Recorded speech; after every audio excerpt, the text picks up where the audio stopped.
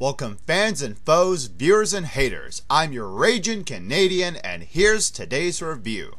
Well YouTube, we're finally here at the end of my X-Men Trilogy marathon, and this third installment brings to life a recurring problem in film franchises that I think Hollywood should have learned by now after so many trilogy catastrophes. If you're gonna have a trilogy, either have the same director for all the movies or a different director for each of them.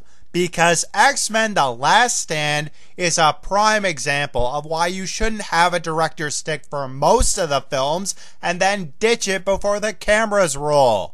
The previous X-Men films have been directed by Bryan Singer, but before X-Men 3 came out, Singer had a change of heart and took the helm of Superman Returns, and Brett Ratner came in to take his place.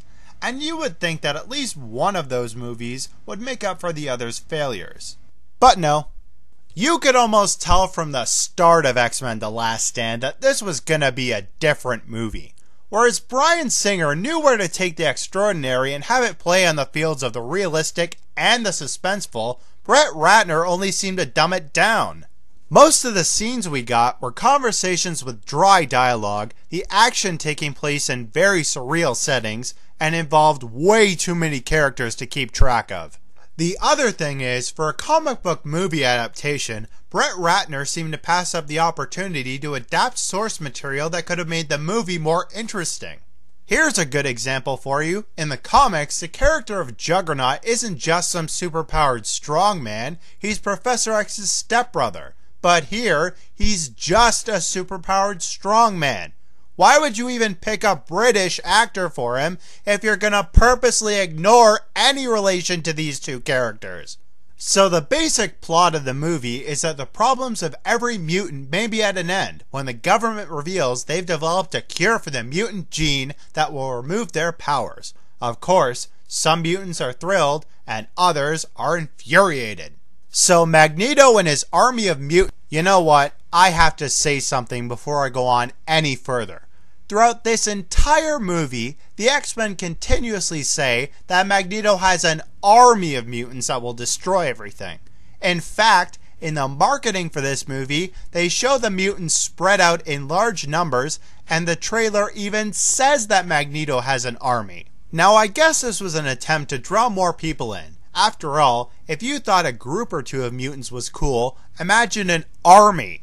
But that's the thing. It isn't an army. There can't even be 100 people in this Brotherhood of Mutants. I wouldn't even call it an army if there was 100. I'd call it an angry mob. Now that's false advertising if I've ever heard it. As I was saying, Magneto decides he's going to destroy the cure at the source, which is a young mutant named Jimmy, who can neutralize other mutant abilities. As this happens, the X-Men discover that Jean Grey, a character who was supposedly killed off in the last movie, is alive and holds a new, more destructive personality called the Phoenix. Now I know the whole Phoenix saga from the comics was bound to happen in this trilogy, but it doesn't fit into the whole Cure story at all. It's a good story for Jean's character, but it's like the writers couldn't settle between the two plots, so they squished them together and didn't realize they wouldn't work as one.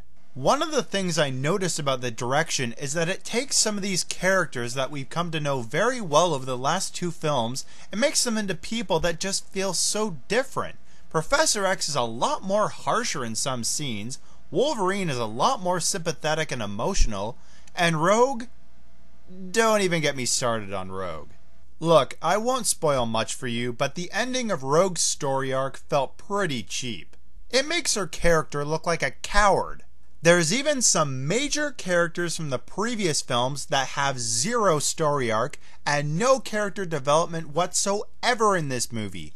People like Cyclops might as well have been written out completely. You didn't give him anything to do. But there was one new character that I really enjoyed, that being Hank McCoy, aka Beast, played by Kelsey Grammer. I loved this character because it was a very thorough performance. Do you realize how ridiculous a big furry blue thing would look wearing a suit and tie and talking around other politicians? Well, Kelsey Grammer didn't feel ridiculous. He made Beast feel genuine. With that note, I will give Brett Ratner credit. You could tell that the guy was at least trying to make a good movie. He had a lot of weight on his shoulders after X2, and he was trying to fit into the same style as Bryan Singer's previous films. I just don't think it suited his own style. Brett Ratner was able to bring in some good visual effects and stunt scenes, as well as a lot of interesting story arcs. The only problem is, most of the arcs either didn't fit well, or were just flat out sad. I mean, come on! When I hear the words, "I can't believe we're not gonna fight for this school," I can almost picture the X-Men having a car wash fundraiser or a bake sale. The day I see Wolverine wearing a pink apron handing out brownies and cupcakes is the day I decide to pluck my eyes out with toothpicks.